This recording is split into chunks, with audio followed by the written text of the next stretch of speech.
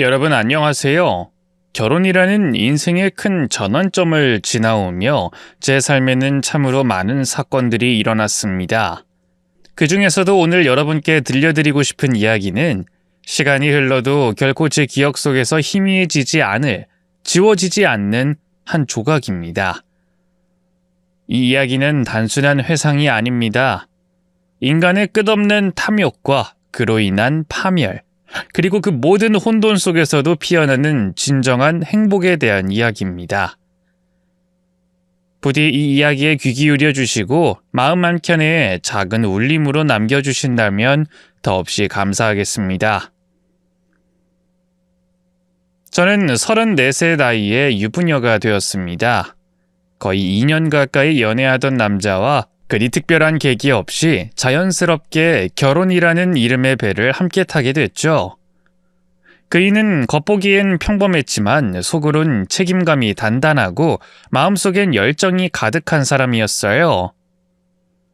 어쩌면 그 성실함 덕분에 적어도 굶어 죽진 않겠다는 생각이 들었고 그게 제가 그 사람과 부부의 연을 맺게 된 결정적인 이유였는지도 모릅니다.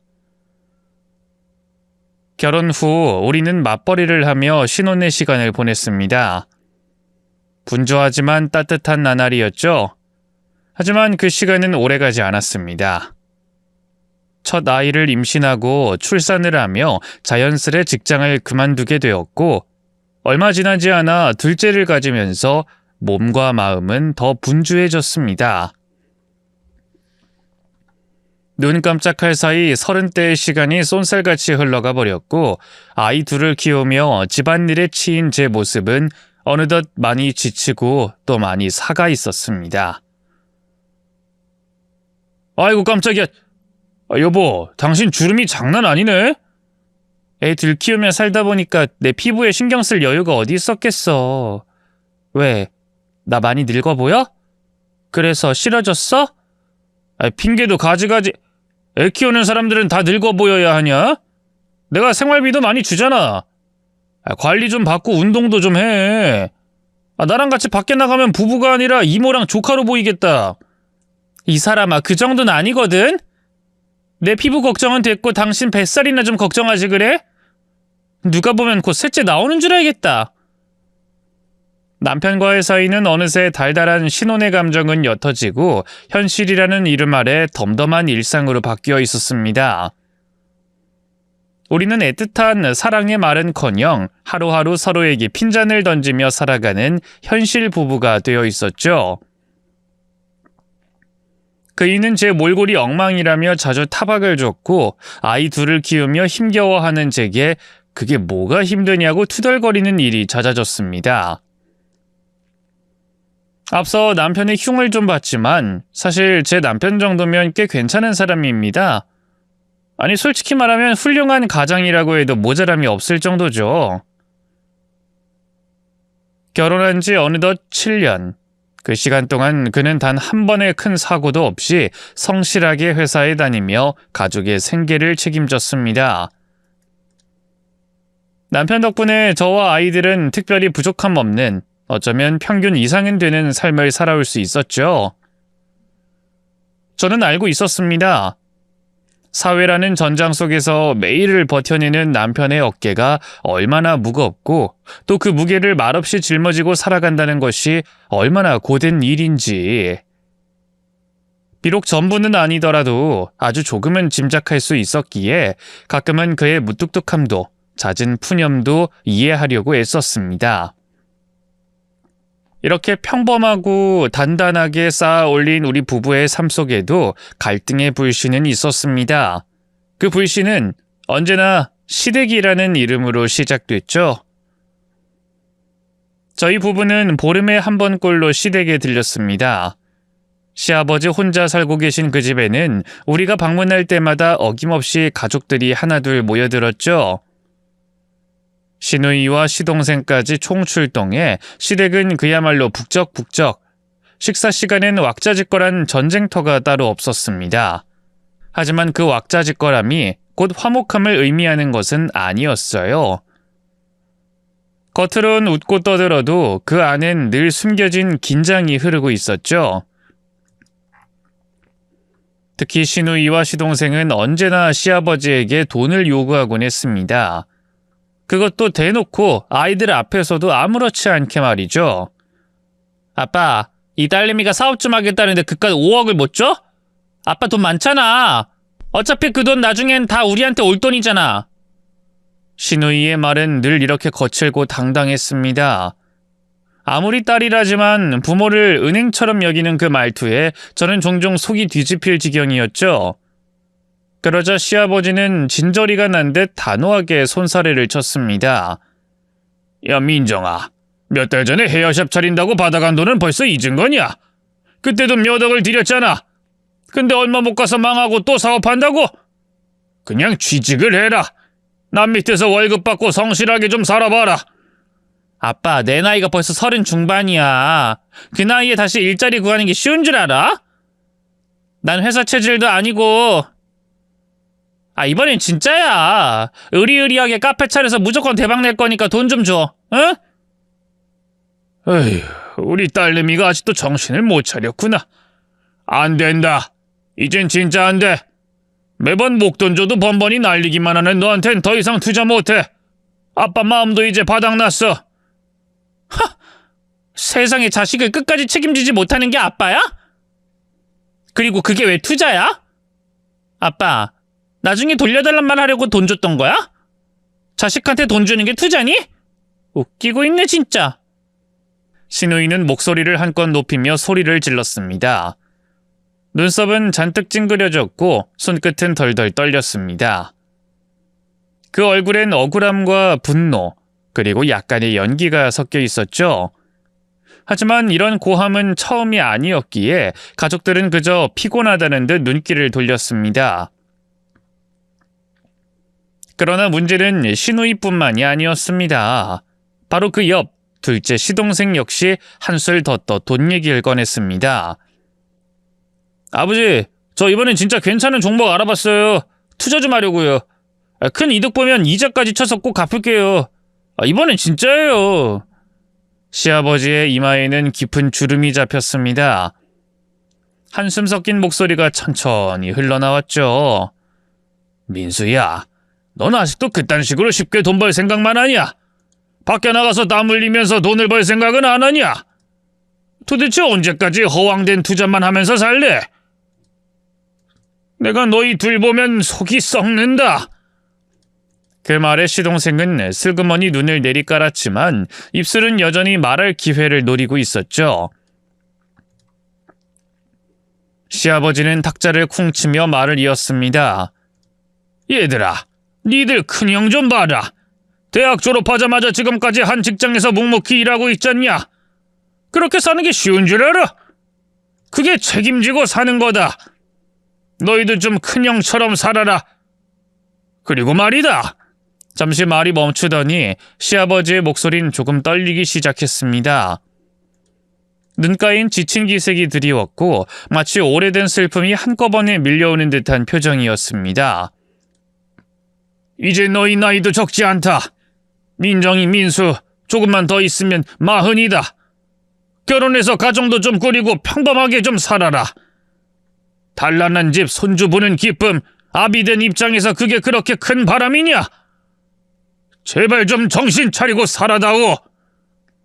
시아버지의 말엔 진심이 담겨 있었고 그 목소리 속엔 쓸쓸한 체념도 함께 섞여 있었습니다. 그러나 시누이는 그런 마음을 알 리 없다는 듯 다시 눈을 부라리며 입술을 깨물었고 시동생은 눈치를 보며 휴대폰을 만지작거렸습니다. 그날도 결국 마음은 어지럽고 밥맛은 씁쓸했습니다. 아이들은 아무것도 모른 채 웃고 떠들었지만 전 그 모습이 마냥 천진하게만 보이진 않았습니다. 이 세상이란 게 이렇게 어른들의 허망한 욕망과 억눌린 체념 속에서 천천히 썩어가는 거라는 걸 어쩐지 너무 빨리 배울까봐 걱정스러웠거든요. 시동생과 시누이는 우리가 모르는 사이 더 자주 시댁을 드나들었던 모양입니다.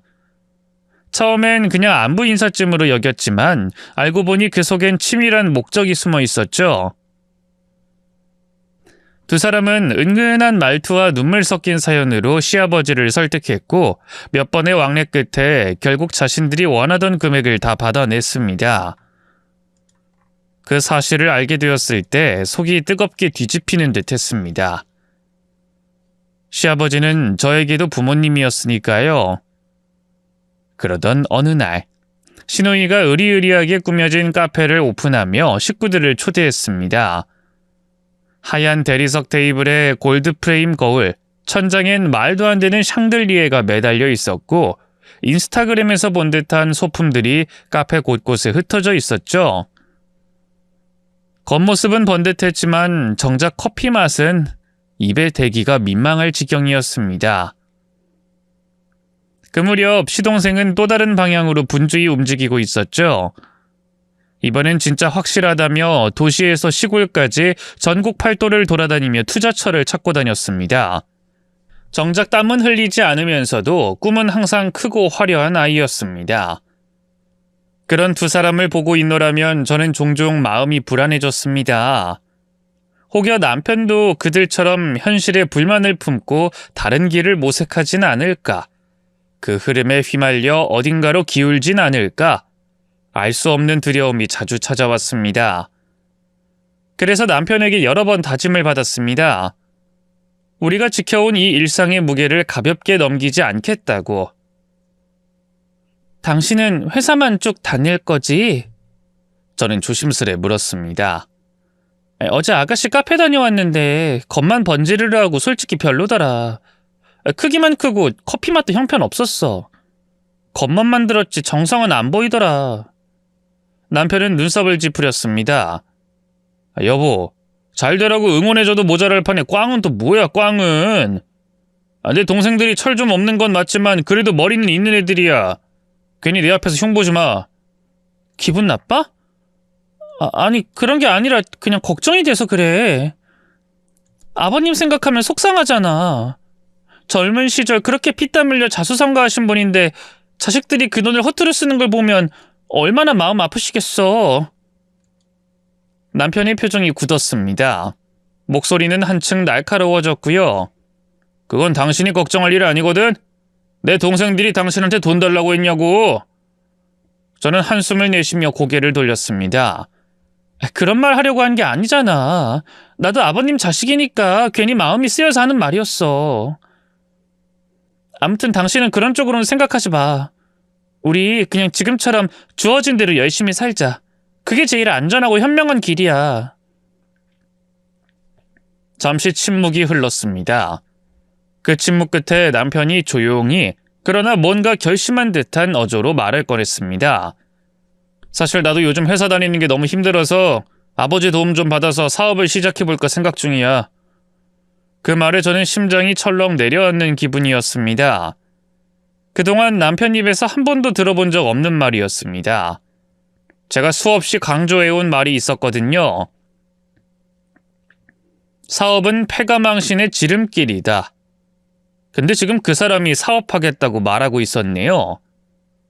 무슨 소리야? 제 목소리는 떨렸습니다. 사업을 하겠다니 당신 진심이야? 남편은 고개를 피하며 말했습니다. 요즘 회사 분위기도 별로고 월급은 그대로인데 애들 교육비며 생활비는 계속 오르잖아. 큰 돈은 못 벌더라도 작은 가게라도 차리면 우리도 좀 여유가 생기지 않을까 싶어서. 그냥 생각만 한 거야. 아직 결정은 안 했고. 그게 얼마나 위험한 생각인지 몰라서 그래? 민정이랑 민수 하는 거 보고도 그래? 그 사람들 길 따라가겠다는 거야? 어느새 불편하고 걱정스러운 감정과 불안과 서운함이 동시에 몰려왔죠. 이 사람이, 그 누구보다 현실을 직시하고 냉정하던 사람이 왜 이제 와서 이러는 걸까? 남편은 말없이 제 눈치를 살폈습니다. 그 순간 우리 사이의 공기가 서서히 바뀌기 시작한 걸 느꼈습니다. 언젠가부터 쌓여있던 피로감과 눌러담은 갈망이 비로소 입 밖으로 흘러나오기 시작한 것 같았습니다. 내가 이 집 가장으로서 얼마나 열심히 살아왔는지 당신 그거 몰라? 남편은 평소보다 한층 높아진 목소리로 말을 던졌고 저는 그 말끝에 서린 술 냄새를 먼저 감지했습니다.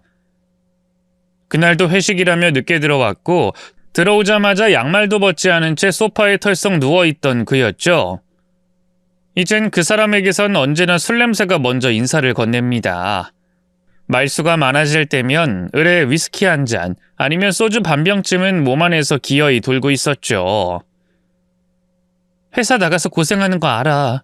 그래서 나도 당신한테 스트레스 안 주려고 집안일 하나라도 더 하려고 애쓰잖아. 빨래, 청소, 애들 등하원까지. 당신 집에 들어오면 편하게 쉬라고 일부러 말도 아끼고. 저는 침착하게 말했지만 마음속엔 이미 긴장이 한 겹씩 쌓이고 있었습니다. 그 사람이 평소처럼 흘러들을 거라고 생각했죠. 그런데 그날은 아니었습니다. 그날은 오래 참고 억눌렀던 것들을 꺼내기라도 하듯 그가 날카로운 말들을 꺼내기 시작했습니다. 솔직히 말해보자. 당신이 집에서 하는 게 뭐가 있어? 살림? 그거 개나 소나 다 하는 거 아니야? 그리고 애들은 유치원에서 하루 종일 있다가 오잖아. 당신은 그 시간 동안 뭐해? 혼자 집에서 편하게 놀고 먹는 거 아니야? 그 말은 너무 노골적이었고 너무 무례했습니다. 그 순간 제 안에 무언가가 툭 하고 끊어졌습니다. 뭐라고? 내가 놀고 먹는다고? 그럼 당신이 일주일만 애들 등원시키고 청소하고 장보고 삼시세끼 차리고 아이들 감정기복 받아주고 밤중에 기저귀 갈고 재워봐! 한 번만 진짜 단 일주일만 나처럼 살아봐. 당신이 말하는 그 편한 시간이 도대체 어떤 건지 직접 겪어보라고! 남편은 눈을 치켜떴습니다. 내가 뭘 그렇게 잘못했는데? 나 같은 가정 또 어딨어? 당신 지금 나한테 흠집 내려는 거야? 당신, 우리 애들 다니는 유치원 이름은 알아? 어디에 있는지도 모르는 거 인정하지? 그는 멈칫했습니다. 말문이 막혔는지 얼버무리듯 대답했습니다. 그 근처잖아. 여기서 가까운데. 그럼 이름은? 유치원 이름 말해보라니까. 몰라. 가본 적이 없어서. 역시나 예상한 대로였어요. 가족의 관심도 없고 신경 쓸 생각은 일절 하지도 않았고 변화할 마음도 없는 것 같았습니다.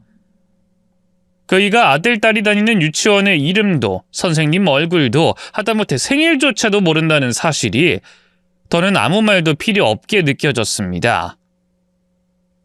내 생일은? 그건 알아? 작년은 그냥 지나갔고 올해는 어땠지? 그게 날짜가 헷갈렸던 거지. 꼭 챙겨야만 좋은 남편이야? 이봐요. 당신 애들 생일도 모르고 내 생일도 모르고 유치원 이름도 모르면서 당신은 뭘 안다고 가장이라고 우는애? 밖에서 돈 좀 번다고 집안일이 쉬워 보이고 내가 하는 일이 우습게 보여? 그동안 당신 기죽을까봐 참고 넘긴 내가 참 바보였다. 남편은 이내 언성을 높이며 소리를 질렀습니다.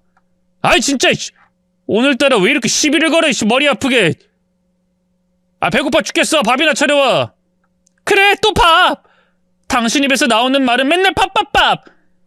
당신이 나한테 남긴 말 중 가장 많이 들은 단어는 사랑해도 고마워도 아닌 밥줘였어. 지겨워. 그리고 또 한 번 말하지만 사업은 절대 안 돼. 아버님한테 손 벌리지 마. 당신 지금도 아버님이 힘들게 번 돈을 뭐라도 되는 양 날려먹는 아가씨랑 도련님 꼴날까봐 내가 걱정된단 말이야. 그 말을 마지막으로 저는 분노를 눌러 담은 채 식탁을 정리했고 남편은 말없이 방으로 들어갔습니다. 그날 밤 저는 오래도록 잠들지 못했습니다. 이 정도로 말했으면 정신 차릴 줄 알았죠. 하지만 며칠 뒤 저는 뜻밖의 사실을 알게 됐습니다. 남편이 제게 단 한마디 상의도 없이 조용히 퇴직계를 냈고 결국 시아버지께 또다시 손을 벌려 사업을 시작해버린 겁니다. 마치 약속 따윈 한 번도 존재하지 않았다는 듯 저 혼자 그 모든 걸 믿어왔던 것처럼 말이에요. 사업은 처음부터 삐걱거렸습니다. 남편이 아무리 성실하게 또 바쁘게 움직여도 큰 회사에 다닐 때와는 차원이 달랐습니다. 누군가의 지휘 아래 정해진 업무를 수행하던 시절과 모든 걸 스스로 판단하고 책임져야 하는 사업자의 삶은 말 그대로 하늘과 땅 차이였습니다. 2년 동안 쌓인 건 경험이 아니라 적자였습니다. 사업장은 늘 한산했고 고정비는 나날이 쌓였고 남편은 밤 늦게까지 사무실 불을 켜들고 지쳐 쓰러지듯 귀가하곤 했죠. 결국 사업은 접혔습니다. 문제는 그 다음이었습니다.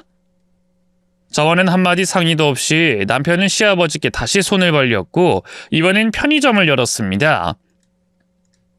이 사실을 알게 된 순간 저는 참지 못하고 남편에게 거세게 쏟아부었습니다. 그러고도 분이 풀리지 않아 곧장 시아버지를 찾아갔죠. 마주 앉은 시아버지는 평소처럼 다소 쓸쓸한 눈빛을 띠고 계셨지만 오늘만큼은 저도 조용히 물러설 수 없었습니다. 아버님, 왜 또 그 이한테 돈을 주셨어요? 한 번도 아니고 2번이나요.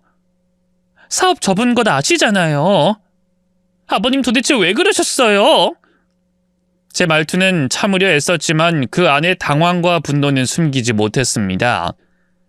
시아버지는 한숨을 길게 내쉬고는 담담히 말씀하셨습니다. 그네가 좀 서운했던 모양이다. 둘째 막내한텐 사업 막내도 계속 돈을 줬으면서 왜 자기한테만 안 주냐고. 이제라도 공평하게 받겠다고 그러더라. 이 성질을 못 이기고 고집 부리는데 그냥 줘버렸다. 저는 가슴이 쿵 내려앉는 듯 했습니다. 왜 이런 일에 서운함이 끼어드는지, 왜 아버지라는 이름으로 고집을 받아주셔야 하는지 도무지 이해되지 않았습니다. 아버님, 그 돈 다 아버님이 젊은 시절 뼈 빠지게 고생해서 모은 돈이잖아요. 그걸 이렇게 아무렇지 않게 쓰시면 안 되죠. 도련님이랑 아가씨는 대학 졸업하고부터 지금까지 제대로 해낸 게 하나도 없잖아요. 그저 손만 벌리고 실패하면 다시 찾고. 아버님은 늘 그렇게 지갑을 여셨고요. 시아버지의 눈빛이 미묘하게 흔들렸습니다. 하지만 저는 멈추지 않았습니다. 그동안 삼켜온 말들이 목구멍에 걸려 날카롭게 튀어나왔습니다. 제가 흉본다고 생각하셔도 좋아요. 하지만 듣긴 들어주세요. 아버님은 너무 자식들한테 약하세요. 진심으로 사랑하시니까 그러신다는 거 알아요. 하지만 그 사랑이 자꾸 기회라는 이름으로 변질되고 있다는 걸 모르세요? 이젠 따끔하게 훈계도 하셔야 해요. 진심으로 아끼신다면 그 애들이 정신 차리게 만들어야죠. 아낌없이 주기만 하는 나무가 되시면 결국 아무것도 남지 않아요. 시아버지는 묵묵히 제 말을 듣고 있다가 천천히 고개를 저었습니다. 애들이 다 컸는데 그런 말 들어먹을 애들이 아니다. 며느라, 너도 알잖니? 말로 바꿀 수 있는 애들이면 내가 벌써 수십 번 고쳤겠지. 그 말엔 체념이, 자조가, 오래된 슬픔이 묻어 있었습니다. 하지만 저는 물러서지 않았습니다. 그래서요? 계속 그렇게 아낌없이 주는 나무로 남으시겠다는 거예요? 다시 실패해도 또 줘야 해요? 이러다 아버님 노후까지 무너지는 거예요. 시아버지는 그제야 얼굴을 돌리며 낮게 말했습니다. 이제 곧 자리 잡겠지. 정신도 차릴 거야. 그래, 며느라, 너무 그러지 마라. 내가 돈이 아주 없는 것도 아니고 그 정도는 내가 감당할 수 있으니까. 그 말은 위로처럼 들렸지만 동시에 깊은 한숨 같기도 했습니다. 더 이상 말해봤자 벽처럼 돌아오는 말들에 저는 입을 다물 수밖에 없었습니다. 시아버지의 눈빛 속엔 단단한 고집과 자식에 대한 애착이 뿌리처럼 박혀 있었고 저는 그 벽을 지금은 넘을 수 없다는 걸 직감했습니다. 그래서 저는 마지막 말을 남기고 자리에서 일어났습니다. 아버님, 이번엔 제발 그 이가 감당하도록 두세요. 부탁드릴게요. 한 번쯤은 자식도 자기 선택에 책임지게 해야 하는 거잖아요. 시아버지는 말없이 고개를 끄덕였지만 그 눈빛엔 여전히 부모로서의 미련이 남아 있었습니다. 그날 이후 저는 더 이상 시아버지를 탓하지 않았습니다. 그분은 다만 아버지였던 겁니다. 가장 약한 존재에게 가장 많이 주는 존재. 하지만 그 약함이 우리 모두의 불행이 되지 않길 바랄 뿐이었죠. 남편이 새로 연 편의점도 결국 잘 되진 않았습니다. 그럴 만도 했죠. 요즘 길을 걷다 보면 한 블록 건너 하나씩은 편의점 간판이 걸려 있으니 말 그대로 나눠 먹기 장사였던 겁니다. 매출이 조금씩은 잡혔지만 본사에서 떼어가는 물류비, 건물주에게 내는 임대료, 전기세, 알바생 월급까지 다 빼고 나면 남는 건 고작 월 200만 원도 안 됐습니다.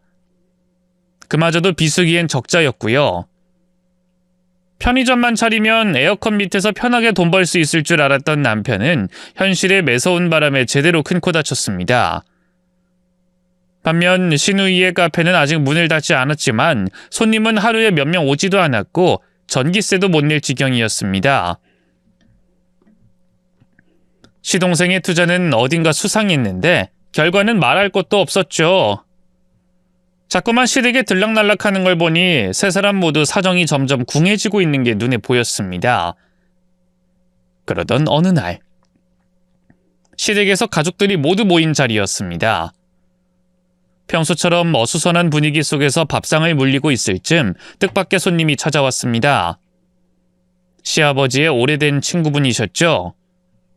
예고도 없이 들이닥친 방문에 저희 가족은 다소 당황했습니다. 하지만 저는 손님은 손님이다 싶어 정성껏 식사를 차려드리고 과일까지 내어 시아버지의 체면을 세워드렸습니다.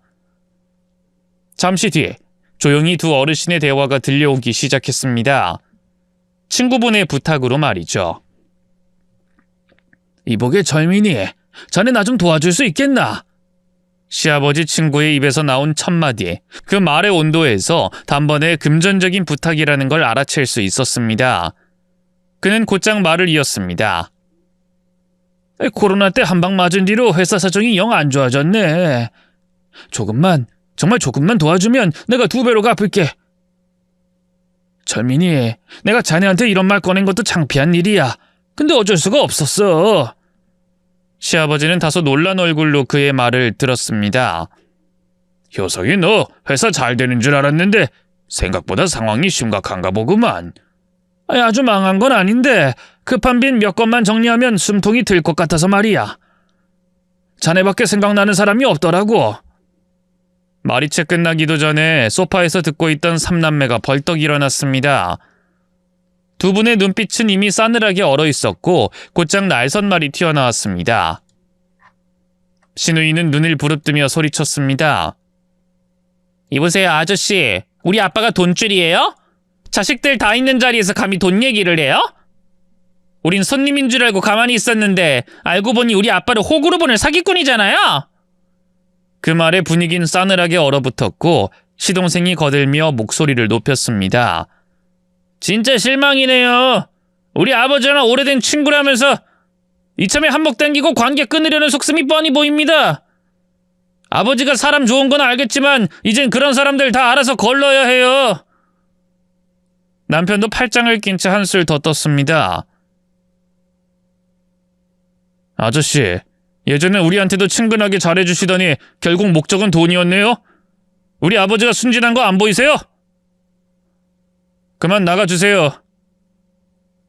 우리 아버지한테 더 이상 돈 얘기하지 마시고요. 순식간에 분위기가 험악해졌고 전 도저히 눈을 마주칠 수 없을 정도로 민망했습니다.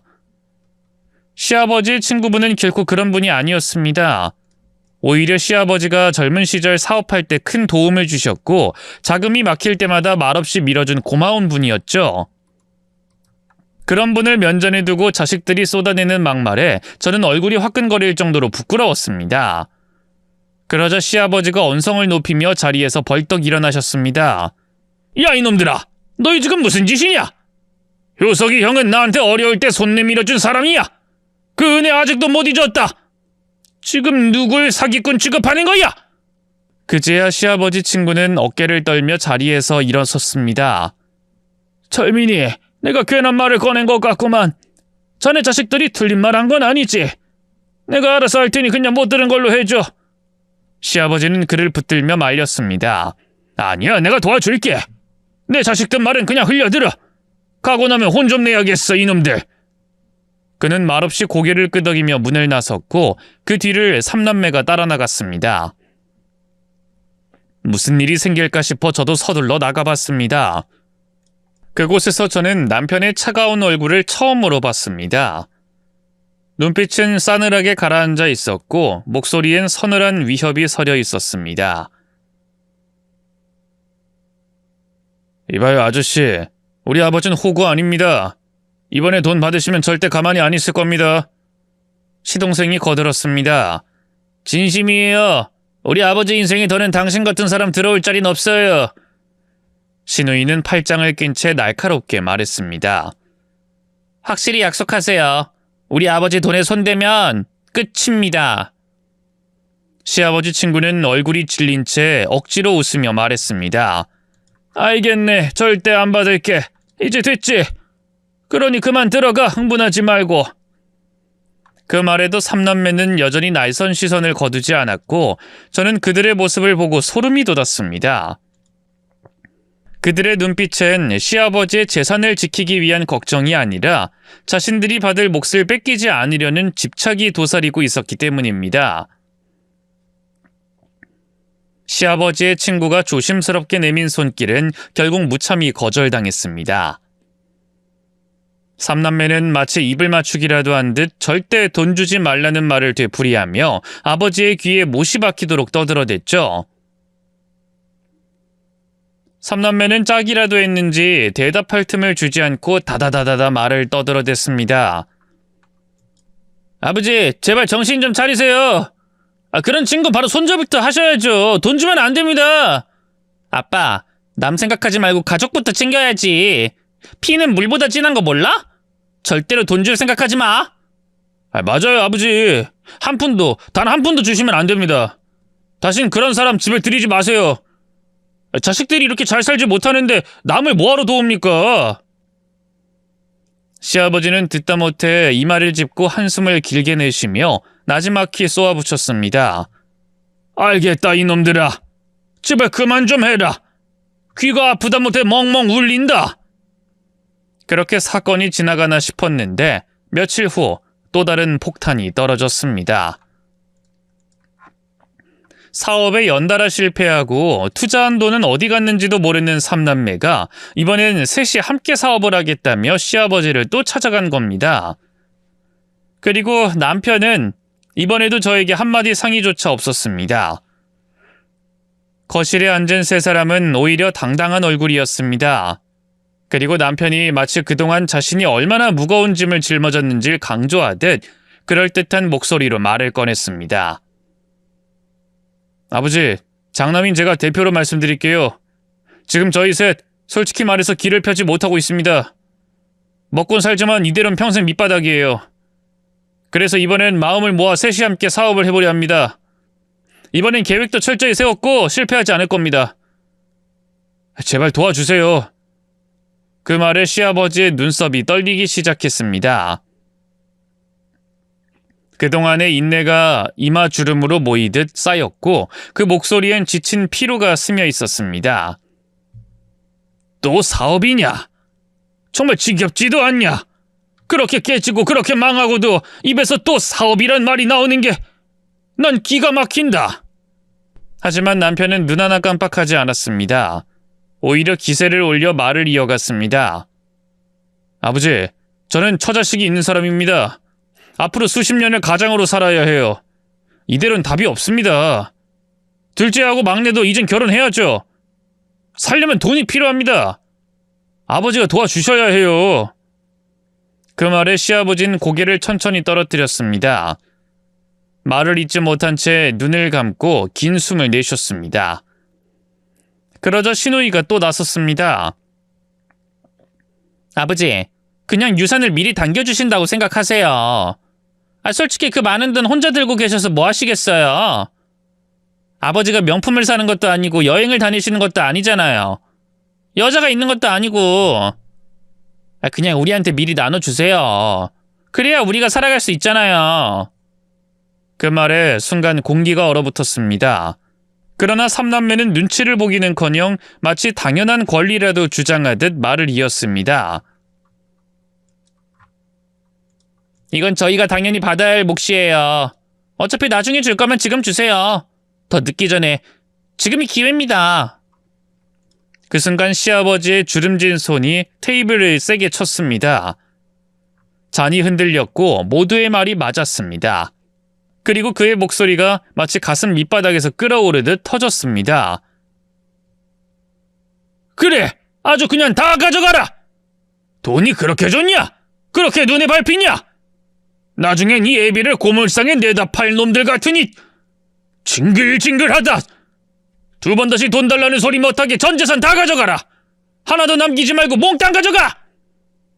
그 분노는 벼락 같았고 슬픔에 절어 있었습니다. 하지만 충격적인 건 그 다음이었습니다. 그 말을 들은 삼남매가 웃으며 박수를 쳤다는 겁니다. 와, 아버지 사랑합니다! 결단력 최고시네요. 역시 우리 아버지. 이제 진짜 우리 시대가 오는 겁니다. 그들의 얼굴엔 감동도 없고 죄책감도 없었습니다. 그저 돈이라는 단어에 반응하는 사람들의 맹목적인 기쁨만이 가득했죠. 그 모습을 바라보며 저는 차가운 소름이 등줄기를 타고 흐르는 것을 느꼈습니다. 이 사람들에겐 피도 눈물도 없구나. 아버지를 사람으로 보는 게 아니라 금고로 보고 있었구나. 남편에게 그러지 말라고 말 안 해본 게 아니었습니다. 시아버지를 마치 금고처럼 대하는 말투, 행동, 그게 얼마나 보기 불편하고 얼마나 비열하게 보이는지 수없이 말했죠. 제발 정신 좀 차려. 당신 이러다 정말 크게 후회한다. 아버님한테 잘 좀 해드려. 삼남매가 똑같이 돈만 구걸하는데 얼마나 화가 나실지 생각 좀 해봐. 그렇게 타일러도 받고 호소도 해봤습니다. 한때 성실하게 회사 다니며 무뚝뚝하게나마 가정을 지키려 했던 사람이 욕망 앞에 무너지고 철면피가 되어가는 걸 지켜보는 일은 참담했습니다. 하지만 남편은 이미 너무 멀리 가버린 뒤였습니다. 내 목소린 더 이상 닿지 않았고 내 마음은 그의 귀에 닿기엔 너무 작았습니다. 얼마 뒤에 그들은 결국 시아버지의 전 재산을 받아냈습니다. 남편, 시동생, 시누이, 삼남매가 하나로 뭉쳐 이번엔 합작 사업을 하겠다며 아버지를 설득했고 결국 아버님은 마지막 남은 자산까지 내어줬습니다. 놀랍게도 사업은 잘 됐습니다. 그토록 허술하고 무모했던 사람들이 어쩐 일인지 이번엔 처음부터 큰 흑자를 내며 매출을 쌓아갔습니다. 운이 좋았던 건지 정신을 차린 건지 알 순 없었지만 전 그저 기가 막히고 어안이 벙벙했죠. 단 한 번도 제대로 된 결과를 보여준 적 없던 사람들이 그렇게 쉽게 성공하는 걸 보니 얄밉기도 이상하기도 했습니다. 그러던 중 시아버지의 건강이 급격히 나빠졌습니다. 젊은 시절 몸으로 겪은 고생, 나이 들어 자식들에게 받은 마음고생이 함께 겹쳤던 걸까요? 자주 병원을 들락거리셨고 늘 정갈하게 가꾸시던 정원 일도 힘겨워하셨습니다. 그런데 어느 날 마당 나뭇가지를 손질하시던 시아버지가 사다리에서 떨어지고 말았습니다. 무리하게 혼자 나무에 올라가셨던 겁니다. 두 다리에 심각한 골절이 생겨 큰 수술을 받으셨고 한 달 넘게 병원에 입원해야 했습니다. 그런데 정작 삼남매는 단 한 번 병문안 왔을 뿐 이후로는 흔적조차 없었습니다. 그저 한 번 휙 들러 괜찮으세요 한마디 툭 던지고 이내 돌아섰습니다. 그 이후 병실을 찾은 건 오직 저와 제 아이들 뿐이었습니다. 저희는 매일 병원에 들러 아버님의 안부를 살폈습니다. 하루는 직접 끓인 사골국을 보온병에 담아 챙겨드렸습니다. 아이고야, 우리 며느리랑 손주들밖에 없구나. 바쁠 텐데 뭐하러 또 왔니? 걱정되니까 왔죠, 아버님. 식사는 잘하고 계세요? 오늘은 사골국 끓여왔어요. 10시간 넘게 푹 고왔어요. 진한 맛이 날 거예요. 아이, 사골이라니 만나겠구나. 아이고, 역시 우리 며느리밖에 없다. 고맙다, 고맙다 며느라. 아버님, 저도 자식이에요. 아들이나 딸만 자식이 아니잖아요. 시아버지는 잠시 침묵하더니 씁쓸한 웃음을 지으며 말했습니다. 자식? 에휴, 그놈들은 내가 이 꼴인데도 한번 얼굴 비치고 말더라. 며느리 너라도 있으니 그나마 사람이 산다. 걔네들이 너 닮았으면 내 평생 소원이 없겠다.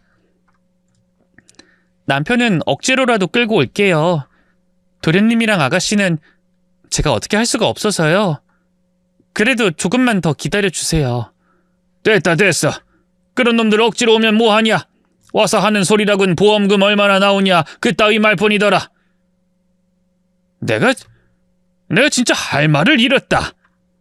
정말 너무하네요. 아버님, 제가 나중에 남편 붙잡고 제대로 한번 붙어볼게요. 이게 사람 사는 돌이냐고 따져볼게요. 허허, 내가 못한 걸 네가 하겠다니 기특하구나. 근데 그러지 마. 그런 부담까지 너한테 지우고 싶지 않다. 됐고 우리 손주들 이야기나 하자꾸나. 학교는 잘 다니고 있니? 그날 말고도 매일마다 저는 아버님을 위해 매일같이 따뜻한 음식을 챙기고 아이들을 데려가 웃음을 드리려 노력했습니다. 퇴원 후에도 거동이 불편하셔서 평일엔 반찬과 국을 챙겨드리고 주말엔 아이들과 하룻밤을 같이 보내고 왔죠. 물론 남편은 한 번도 함께 온 적이 없습니다. 여보, 이번 주말엔 아버님 뵈러 가자. 아이들도 같이 가니까 당신도 동행하자. 안 돼, 나 바빠. 거래처 사람들이랑 골프 약속 있어. 또 골프야? 아니, 당신 사업하는 거야? 골프 선수가 된 거야? 참, 이 여자가 뭘 모르네. 비즈니스는 골프장에서 이루어지는 거야. 당신처럼 집구석에만 처박혀서 살림만 하는 사람이 그걸 알겠냐? 당신 말 정말 곱게 하라니까? 당신 지금 나랑 자식이랑 아버님까지 전부 무시하고 있어. 아우, 피곤해. 말만 하면 피곤해. 주말에 바쁜 사람 붙잡고 잔소리 좀 그만해라. 아버진 집엔 당신 혼자 가든 애들이랑 가든 마음대로 해. 그렇게 그이는 평일도 바쁘게 지냈고 주말에도 항상 사라졌습니다. 아버님을 찾아간 건 오직 저와 아이들뿐이었습니다. 돈 받을 일이 사라지자 시댁은 삼남매의 지도에서 아예 지워진 듯 했습니다. 사업이 예상외로 잘 풀리던 삼남매는 느닷없이 유럽 여행을 떠난다며 짐을 꾸리기 시작했습니다. 이야기를 들은 건 떠나기 바로 전날 밤 그것도 남편의 입에서 툭 던지듯이 흘러나온 말로 알게 됐죠. 내일 유럽을 간다고? 저는 그 말을 듣는 순간 귀를 의심했습니다. 지금 사업 한창 바쁠 때 아니야? 아버님은 아직 걷지도 못하시잖아. 그리고 나는, 애들은? 석 달이나 나가 있으면서 우리한테 말 한마디도 없이 이렇게 훌쩍 가겠다고? 남편은 아무렇지 않게 소파에 등을 기대고 웃으며 말했습니다. 그동안 우리 셋이 바쁘게 일만 했잖아. 이번에야말로 삼남매가 제대로 쉬는 거야. 앞으로 더 끈끈하게 사업하려면 이런 여행이 필요하지. 참 말도 안 되는 소리 하네. 이건 휴식이 아니라 도피야. 아버님 병원비 누가 냈는지, 그동안 당신 빈자리 메우느라 내가 어떻게 살았는지 관심 없지? 남편은 한숨을 쉬더니 기어코 독서를 내뱉었습니다. 됐어. 또 시작이네. 내가 밖에서 돈 벌어와서 당신이랑 애들 이렇게 호강하며 사는 거 아니야?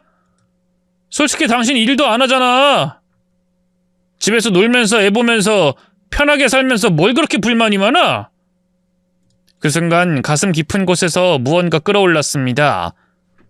참아왔던 감정이 이대로 또 눌리면 난 그냥 사라질 것 같았습니다. 놀아? 내가 집에서 논다고? 그럼 당신이 하루만이라도 해봐. 애들 챙기고 반찬하고 빨래 돌리고 아버님 병원 들르고 당신 하루만 그 일 다 하면 내가 무릎 꿇고 사과할게. 근데 당신 단 하루도 그런 삶 감당 못할 거야. 왜? 당신한텐 가족이 책임이 아니라 짐이니까. 남편이 얼굴을 찡그리며 일어섰습니다. 됐어. 진짜 왜 이렇게 까칠하게 굴어? 내가 집에만 오면 꼭 전쟁이야. 골프든 여행이든 좀 숨 좀 쉬자고. 숨 좀 쉬자고? 난 당신 옆에서 매일 숨이 막혀. 당신 눈엔 돈 버는 당신만 사람이고 난 그냥 밥 차리고 잔소리하는 그림자지? 말 조심해. 내가 없었으면 지금 같은 집도 지금 같은 삶도 없었어. 그래. 당신 없었으면 이런 식의 외로움도 없었겠지. 적어도 같이 사는 사람이 날 무시하진 않았을 거야. 말은 끝까지 가지 못했습니다. 왜냐하면 이미 우리는 서로의 말에 귀를 닫아버렸으니까요. 그날 밤 남편은 짐을 싸서 나갔고 다음날 아침 유럽행 비행기를 탔다는 소식만 남겼습니다. 그 사람은 떠났고 저는 아이들과 아버님을 지키며 또 남겨졌습니다. 3개월의 시간을 유럽에서 즐기고 온 남편과 시동생, 시누이는 전혀 변하지 않았습니다. 여행으로 느끼는 게 있으면 좋겠지만 그런 건 전혀 느껴지지 않았어요. 한편 시아버지는 다리가 좀 나아지는 것 같더니 온몸이 무거워서 거동이 힘들어졌습니다. 아버님, 병원에 가봐야겠어요. 날 신경 써주는 건 너 하나뿐이구나. 며느라 고맙다. 고맙긴요. 당연히 할 일을 하는 것뿐이에요. 아버님 기력 차리시고 건강하게 운동하는 걸 빨리 보고 싶으니까 어서 병원 가서 검사 받고 치료 잘 받고 나으셨으면 좋겠네요. 그래서 시아버지를 모시고 병원에 갔더니 수술한 부위에 염증이 생겼다고 하더군요. 육안으로 보기엔 티가 안 나지만 피부 안에선 심각한 수준이었나 봐요. 제가 시아버지를 제대로 신경 쓰지 못해 이런 결과가 초래한 것 같아 너무 죄송했습니다. 결국 입원 치료를 받게 되셨는데 삼남매는 이번엔 아예 찾아오지도 않았습니다. 남편에게 전화하고 집에 가서 화를 내고 회유해봤는데 별거 아닌 걸로 입원했으니 굳이 갈 필요가 있겠냐고 하더군요. 정말 기가 차고 어이가 없었죠. 당신 그러다 나중에 돌려받아. 우리 애들이 당신이 한 것과 똑같이 대할 거라고.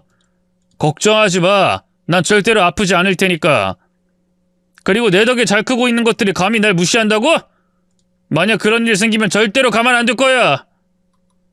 당신이랑 동생들도 아버님 덕에 잘 컸고 잘 먹고 잘 살잖아. 그럼 최소한의 도리를 해야 하는 거 아니야?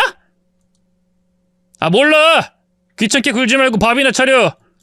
술 먹고 들어와서 그런지 해장국이 땡기네. 어서 차려와. 남편은 아나무인이었습니다. 제가 아무리 말해도 절대로 가슴을 열고 들어주지 않았어요.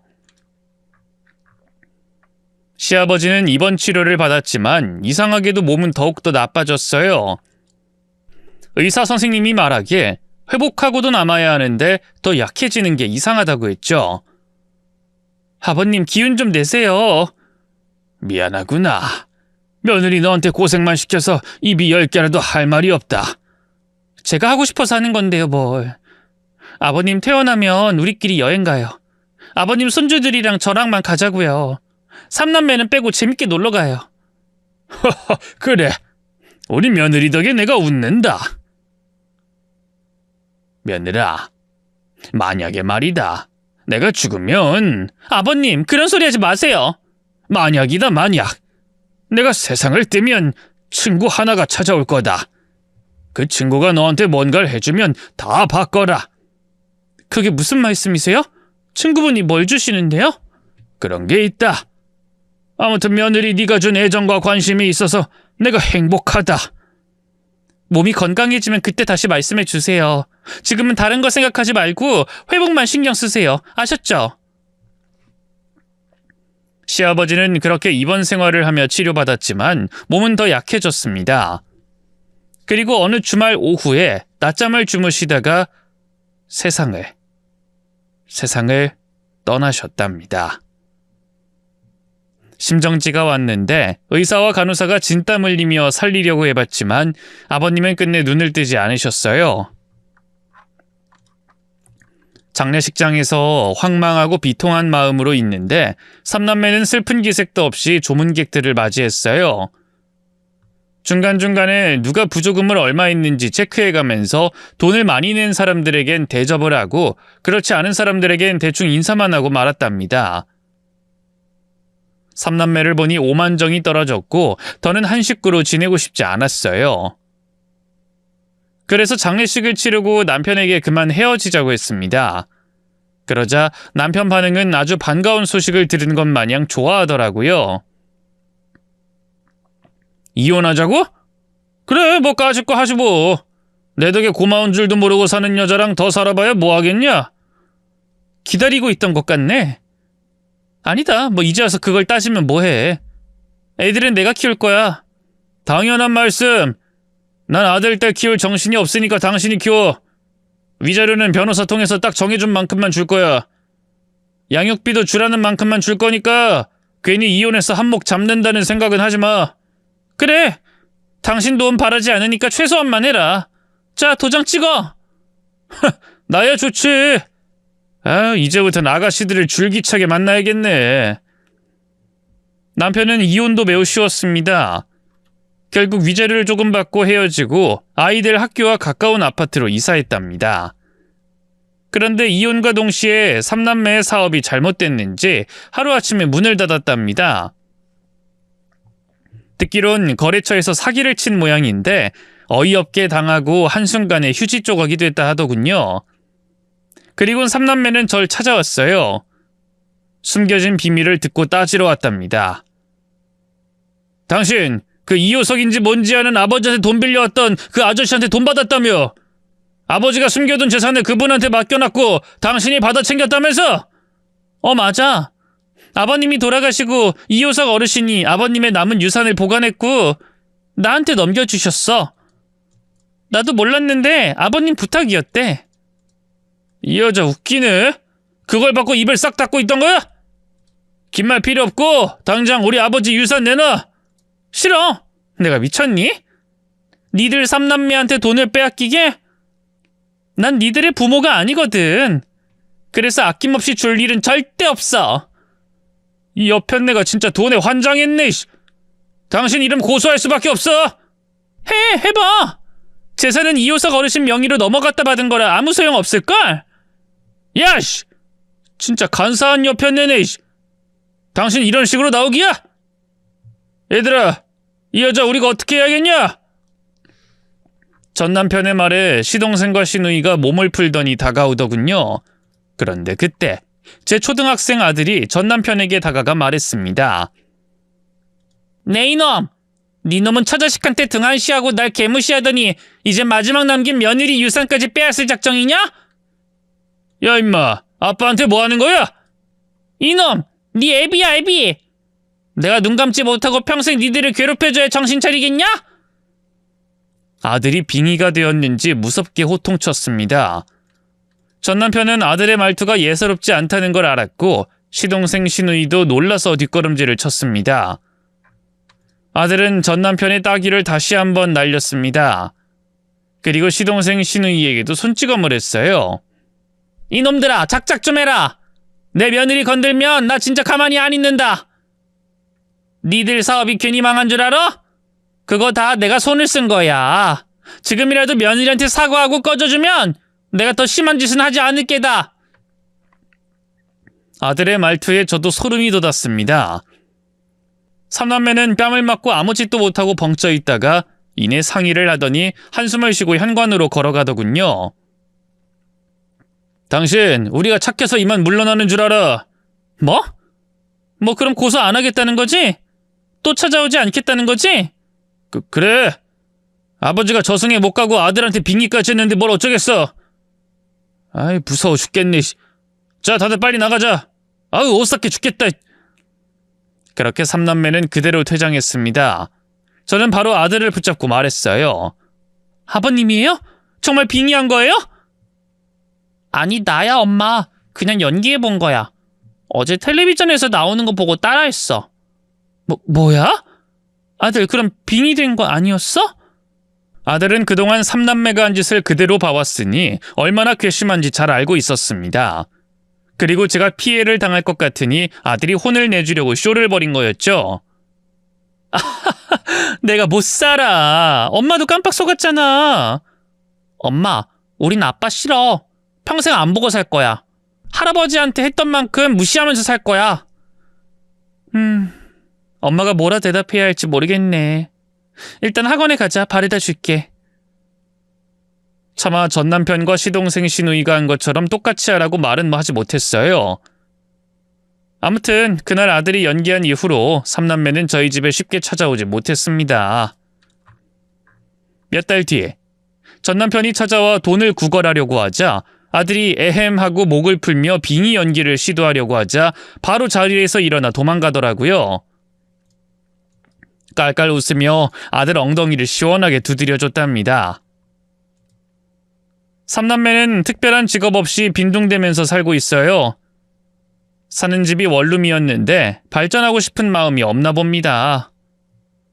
아마 몇 년 뒤에는 노숙자가 되어 있지 않을까 하는 상상을 하기도 합니다.